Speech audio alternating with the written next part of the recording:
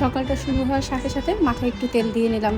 সত্যি মানে মাথাটা যেভাবে গরম হয়ে আছে এই গরমে মনে হলো তেল দিলে খুব ভালো লাগবে। মাথায় তেল দিয়ে আমি সংসারের কাজ গুছিয়ে নিলাম। শুক্রবারটা তো কাজ শুরু করতে করতে অনেক বেলা হয়ে যায়। আজকে যেহেতু 10ই মহরম তাই ভাবলাম একটু খিচুড়ি রান্না করি আর একটু গরুর মাংস রান্না করি ঝাল ঝাল করে।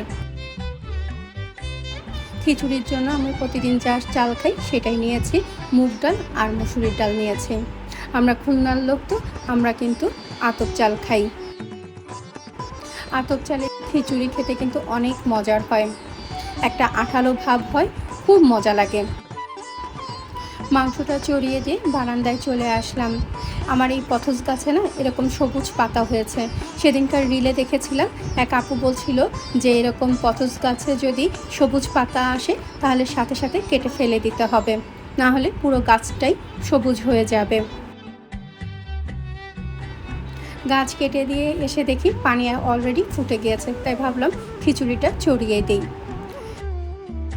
আমি যেহেতু একটু নরম নরম খিচুড়ি করব সেজন্য এর মধ্যে আলু আর গাজর দিয়েছি, আর পুরো খিচুড়িটাই রান্না করব একেবারে সরিষার তেল দিয়ে। আমার কাছে মনে হয় সরিষার তেল দিয়ে খিচুড়ি রান্না করলে কিন্তু স্বাদটা আরও বেশি ভালো হয়। খিচুড়ির মধ্যে আমি আদা, রসুন, জিরে বাটা, ধনিয়ার গুঁড়া আর হলুদের গুঁড়ো দিয়েছি। চালটা ভালোভাবে ভেজে নিয়ে গরম পানি দিয়ে দিয়েছি, আর তারপরে একটু কাঁচা সরিষার তেল দিয়ে দিয়েছি।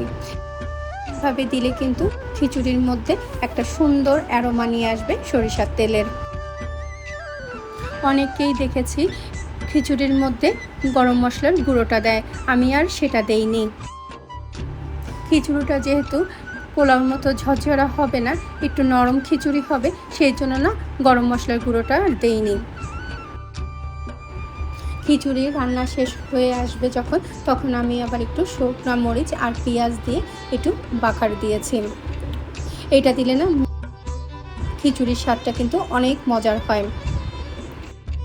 অন্য সময় কিন্তু খিচুড়ির মধ্যে বাগার দেওয়ার সময় একটু পাঁচফোড়নও দিয়ে দিই, তাহলে কিন্তু খুব সুন্দর একটা অ্যারোমা আসে খিচুড়ির মধ্যে থেকে।